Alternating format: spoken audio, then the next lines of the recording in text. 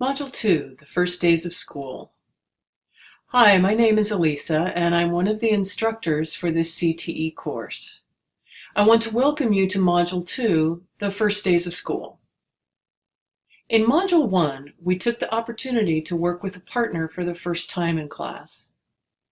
You generated 2 snapshots of students, one an English language learner and the other a native English speaker. Because of your work, we now have a roster of student profiles that can help us as we look deeper into how we can support students effectively and why this information is important to us as teachers. You will be able to discover or remind yourself about some of the needs of English learners as they move through our schools and classrooms. If you are or were an English language learner at any point in your life, you will certainly be able to relate to the information found in the videos and articles provided in the Content section of Module 2. Module 2 also provides resources, information, and the chance to reflect upon teaching practices as we ask, what are the needs of students with disabilities? What do we mean by cultural competency? What is culturally relevant pedagogy?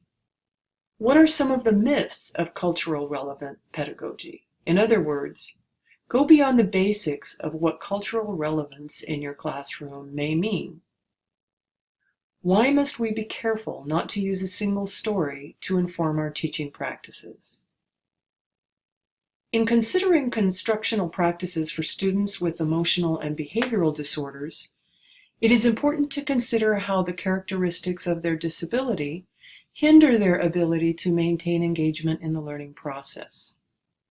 Students with emotional and behavioral disorders are characterized by their inability to sustain positive relationships with peers and adults, a sense of belonging and acceptance, regulate emotions and modulate sensory input or sustain interest, access higher-order critical thinking skills needed to generalize information, determining importance and relevance, develop an internal locus of control or a sense of self-efficacy that leads to intrinsically motivated behaviors.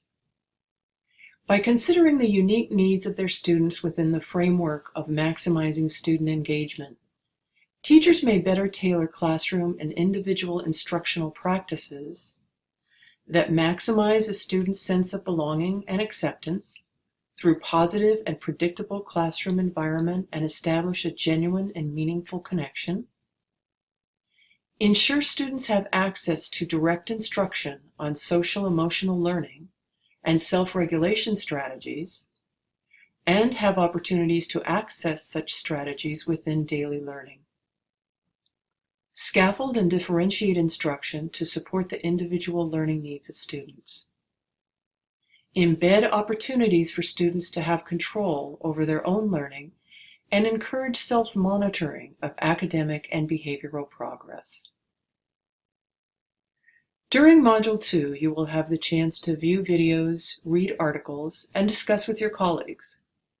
You will find many resources to support you in uncovering the individual, unique, and special aspects of the students you teach. Let's jump in and start making connections with our students. Standards associated with your learning in this module can be found in the right-hand frame of this page. A link to a transcript of this PowerPoint can be found on this page as well. Links to content, wiki projects, discussion, and reflections, among other items, can be located in the left-hand frame of our haiku class.